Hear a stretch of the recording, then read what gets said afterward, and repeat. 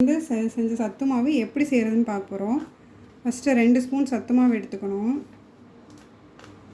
என் baby வந்து 10 month, அதனால் ஒரு 2 ஸ்பூன் எடுத்துக்கிறேன். 1 டம்ளர் தண்ணி ஆட் பண்ணி அதை அப்படியே டைலூட் பண்ணிக்கலாம்.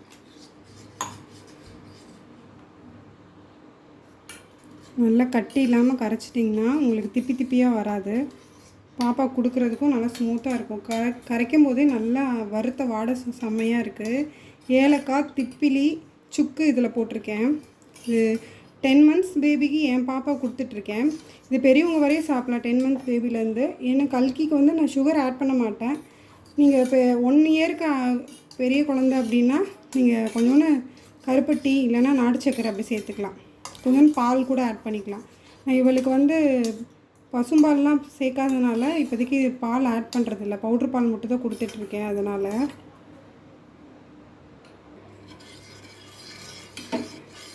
அடுப்பில் வச்சு கரெக்டாக ஒரு 10 நிமிஷம் தண்ணி கொஞ்சம் சேர்த்து பண்ணிங்கன்னா நல்லா வேகும். உள்ளே வந்து 28 ஐட்டம் ஆட் பண்ணியிருக்கேன். இதில் வந்து கொண்டக்கடலை எல்லாமே கொஞ்சம் வறுத்து ஆட் பண்ணனால ஓரளவுக்கு அது ஜீரணம் ஆகும். உங்களுக்கு சுக்கு நிறைய போட்டிருக்கேன்.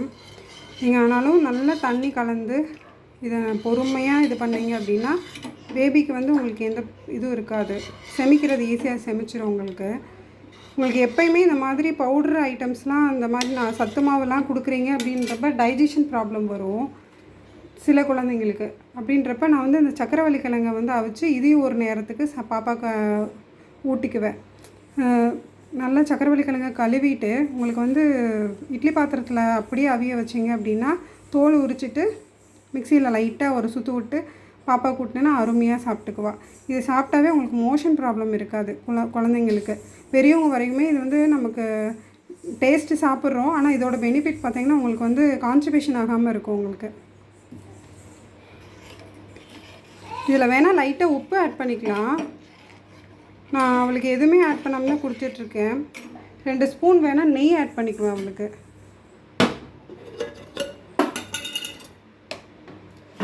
நெய் கொஞ்சம் ஆட் பண்ணிக்கிட்டோம் அப்படின்னா எனக்கு சாப்பிட்றதுக்கு நல்லாயிருக்கும். சும்மா ஒரு கொஞ்சமாக இது எனக்கு வெந்ததுக்கப்புறம் காமிக்கிறேன். ஊட்டும்போது முன்னாடிக்கு இப்போ கொஞ்சம் கட்டி ஆயிடுச்சு. இல்லை விடாமல் கிண்டிகிட்டே இருந்திங்கன்னா அடி பிடிக்காது. ப்ளஸ் வந்து கட்டி கட்டியாக சேராமல் இருக்கும். உங்களுக்கு கரெக்டாக ஒரு 5 மினிட்ஸ்க்கு மேலே 10 மினிட்ஸ்க்குள்ளேயே உங்களுக்கு வந்து இது இதாகிடும். 2 ஸ்பூனுக்கு வந்து 1.5 டம்ளர் ஊற்றினீங்கன்னா கரெக்டாக இருக்கும்.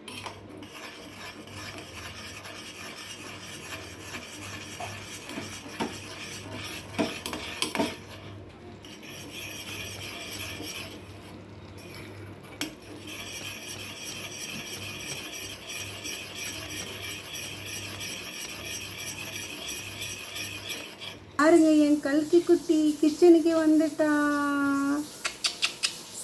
கிண்டிட்டேன். அப்படியே ஃபேன் காற்றுல வச்சுருக்கேன். இன்னும் கொஞ்சம் கெட்டியாகிடும் ஆறுனதுக்கப்புறம். இப்போ ஆறுனோடனே கொஞ்சம் கெட்டி ஆயிடுச்சு. இதை விட இன்னமும் கெட்டியாக பண்ணலாம். நான் பாப்பாவுக்கு காலையில் கூழ் மாதிரி கொடுக்குறதுனால இந்த அளவுக்கே நான் நிப்பாட்டிடுவேன். இது களியாகவும் செஞ்சு கொடுக்கலாம்.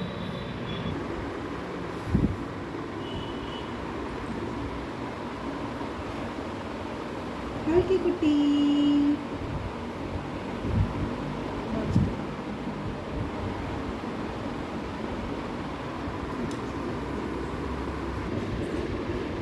கல்கி குட்டி